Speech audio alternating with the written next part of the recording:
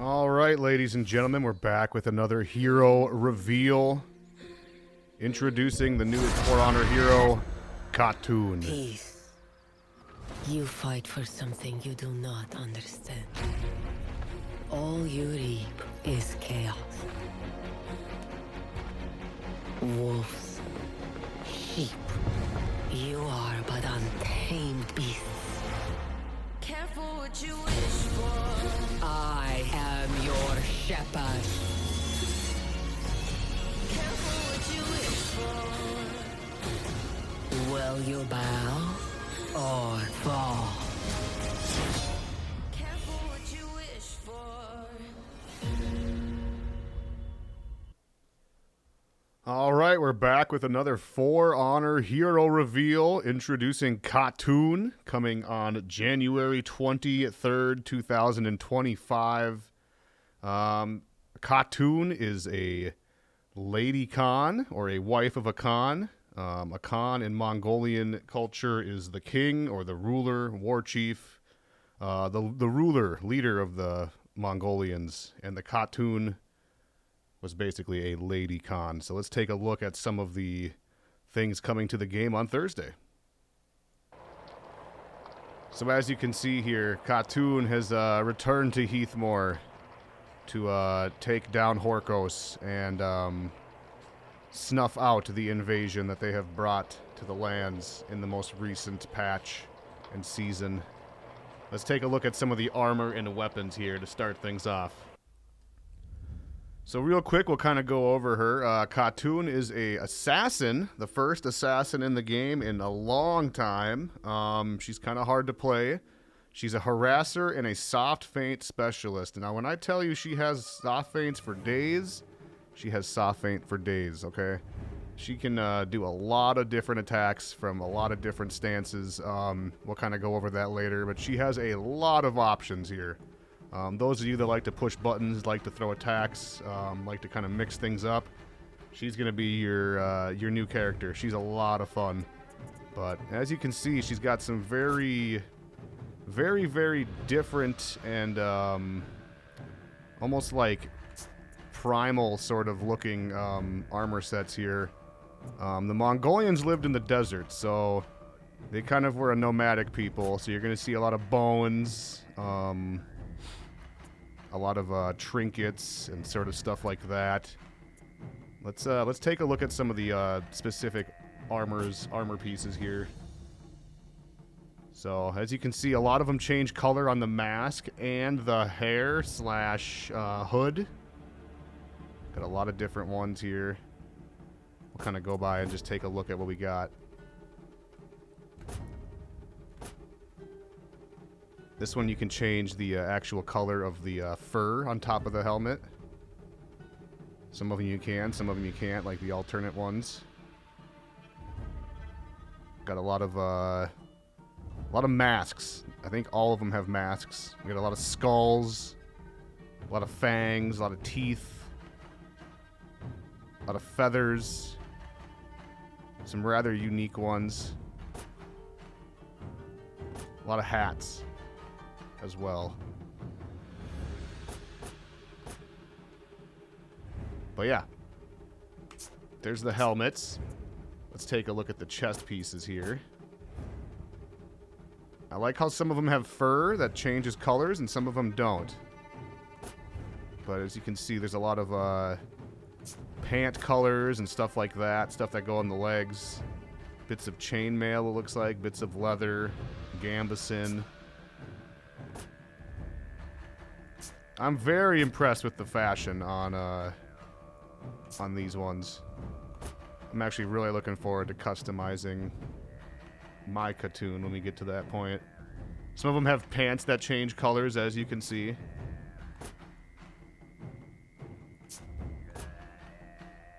Yeah, that one's got a lot going on there. A lot of different leather pieces.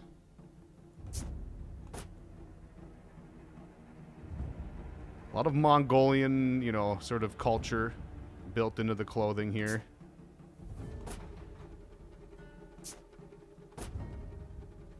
And I believe, yeah, the Mongolian people were kind of nomads. They kind of lived in the desert, and they you know, conquered various civilizations throughout history. So there's probably a lot of different cultures and styles based in their armor pieces.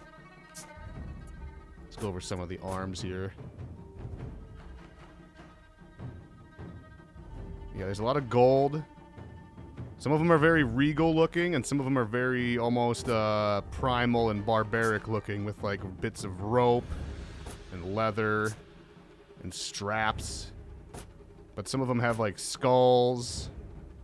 I do like the on some of the alternate pieces, they'll have like bits of color that's based off of your color palette that you can kind of weave into the overall look.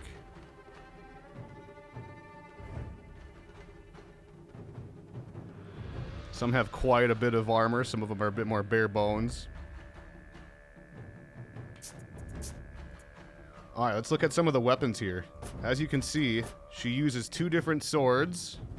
Sabers? I don't know what you'd call these. They're almost like scimitars. But some of them have, like, you know, you do change both of them together. So some of them will be matching. Some of them will be a bit more obscure. And almost like, you know, opposite colors. Like we got a blue and orange one there. Some of them are a bit, you know, pretty ordinary looking, and then some of them have like crazy spikes and serrated edges on them. There's a fair amount of color though too. Like you got a purple one, you got a blue one, there's a pink one. Yeah, there's some good ones. I think that might be based off of your color palette as well.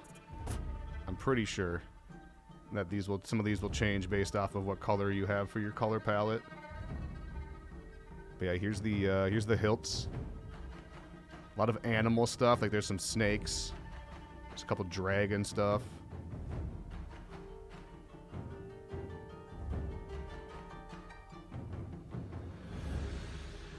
Some really cool looking like wooden ones like this. They have like ivory. That one looks like it has like a claw on the bottom of it. That's pretty cool. And then some ordinary like wooden ones too. So if you want to have a little bit more of a plain Jane look, that's fine. Cross guards are pretty cool. Like I said, some of them match pretty well, and some of them are kind of opposites of each other. Like this one has the flanges facing down on one, and the other one's facing up.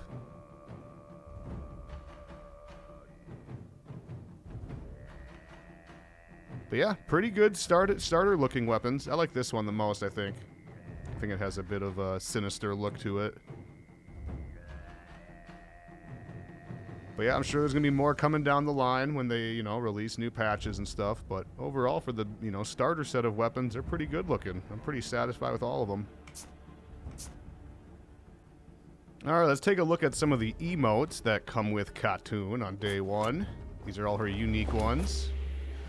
Peaceful break.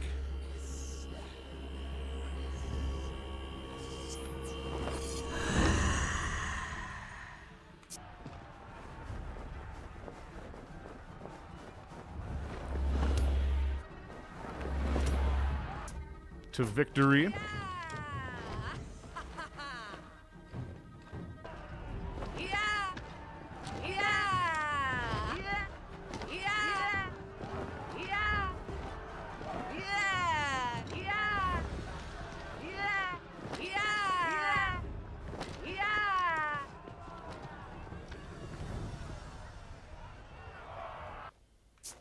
Did I mix these up?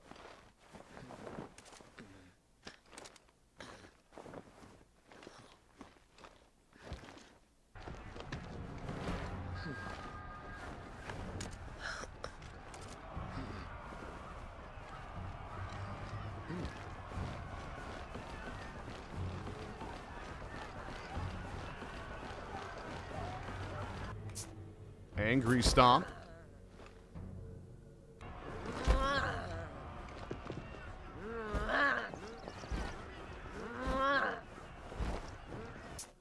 Battle Roar. I think that one's pretty good when you emote spam it too.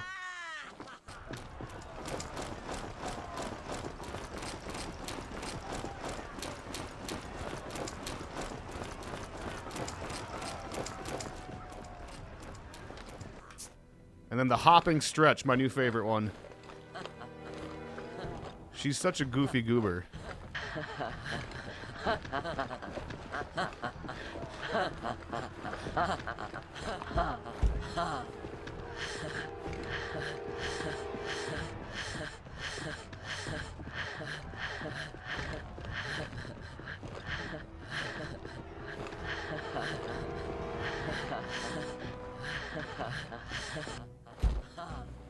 I like it, I like it. So those are all the free roam ones.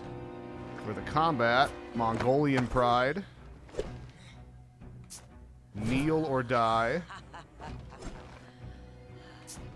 Let's fight already. Let's see that one again. That's a quick one. Sharpening Iron. Saber Twirl.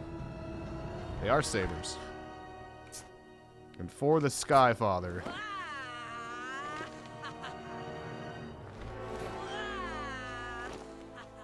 Pretty good, pretty good.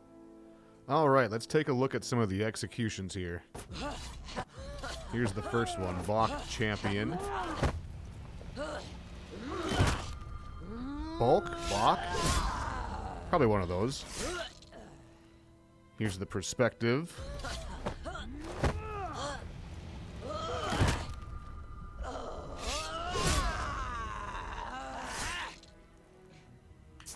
Then we got the Ceaseless Onslaught.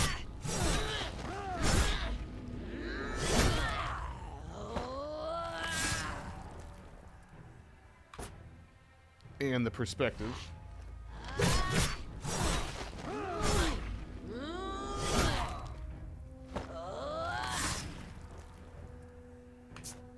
And we got the Steppist Sanction. This one's probably my favorite. Yeah, brutal.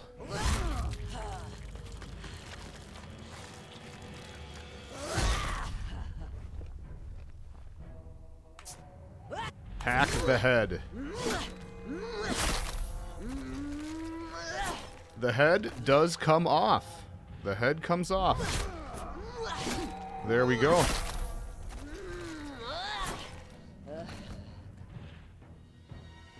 Alright, and then her signatures are pretty good as well. Let's take a look at them. She has two unique ones. The Eagle Dance.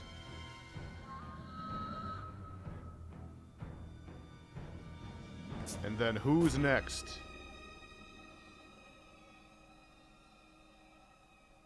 Pretty good, pretty good.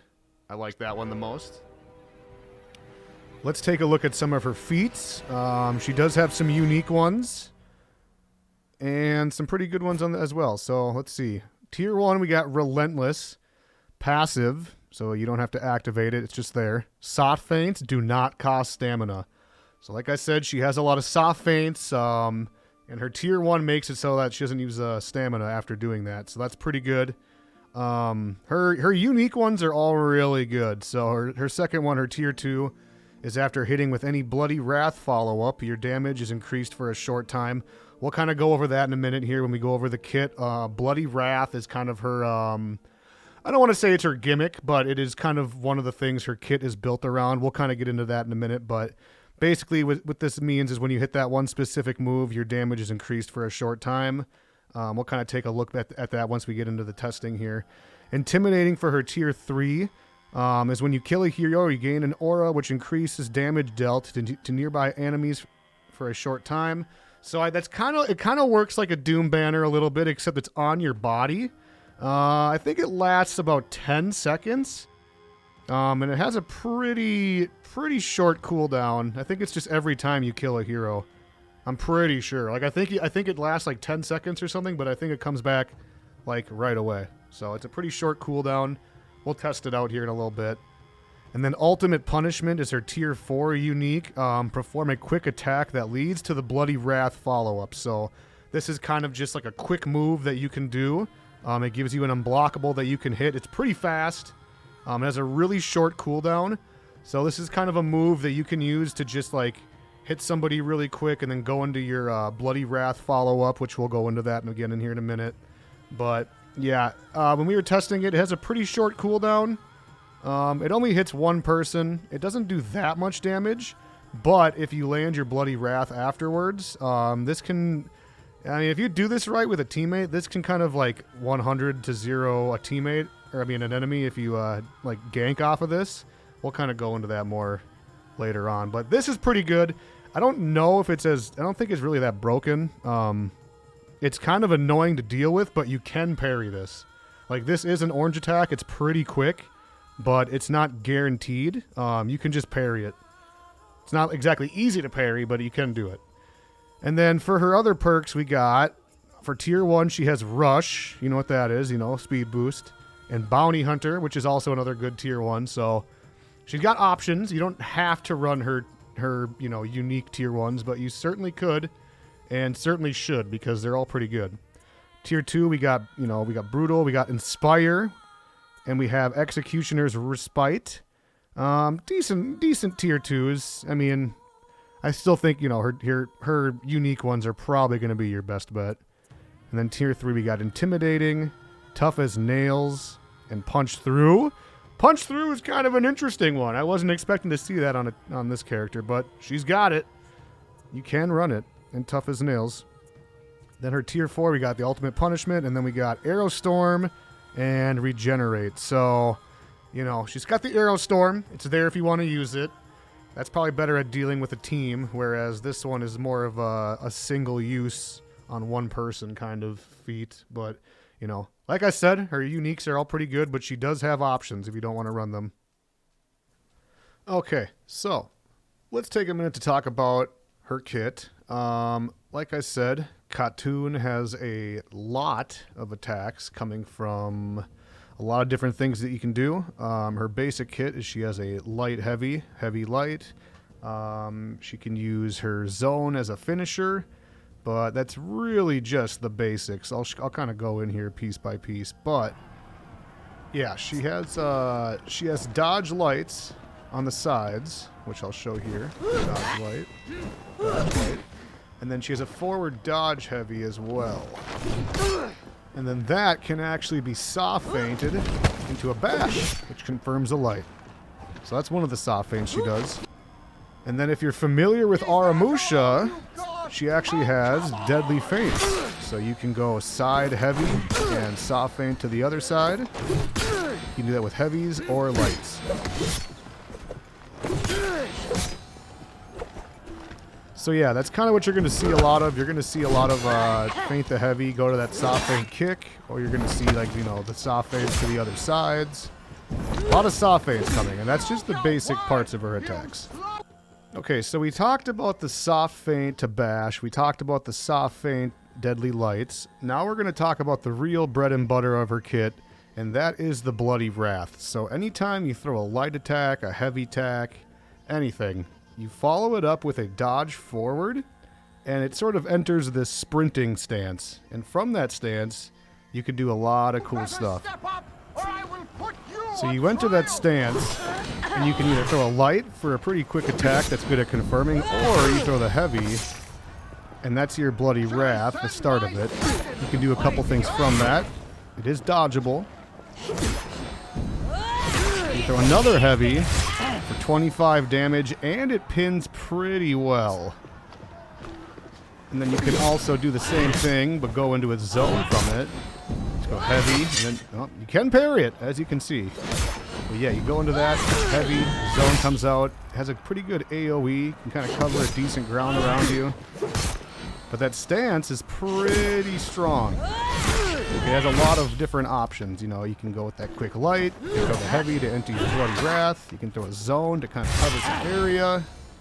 So one really important note here is that that stance can deflect from any side without having to be pointing your guard at them. So that'll help a lot externally, and it's really fun. But this is the normal deflect punish, if I can get it here. Just deflect right into your Bloody Wrath, and then you can go from there. And that's where your feats will come in too.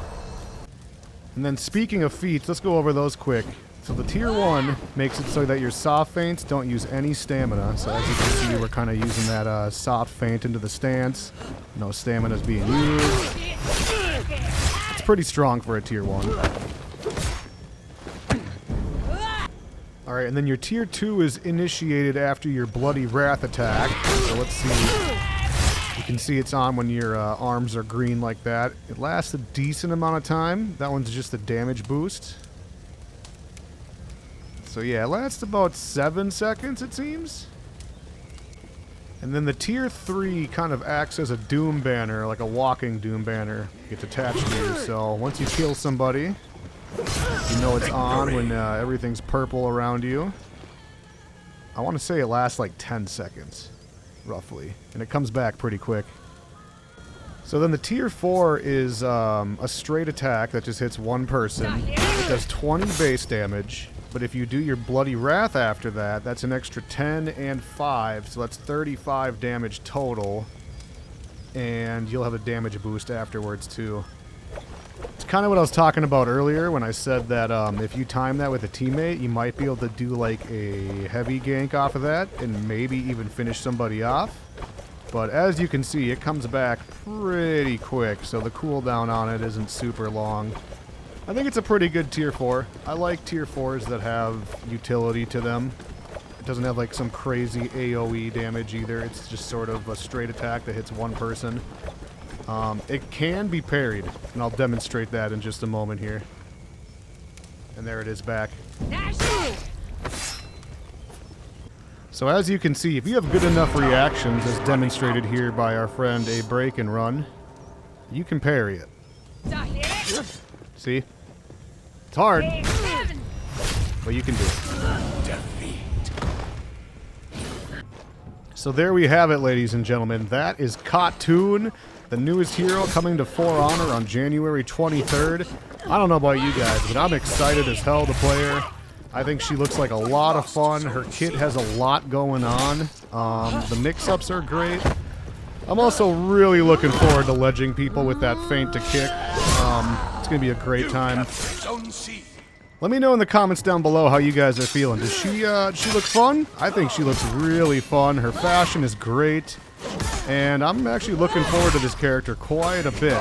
I'll be streaming pretty much this whole weekend on my Twitch channel, twitch.tv/NorthernxRush. I'm probably going to be strictly playing the new character and trying to get some reps so we can get that sweet, sweet fashion that she has. And that's about it for me. You guys have a great one. Enjoy the new hero. And have a great weekend. See ya!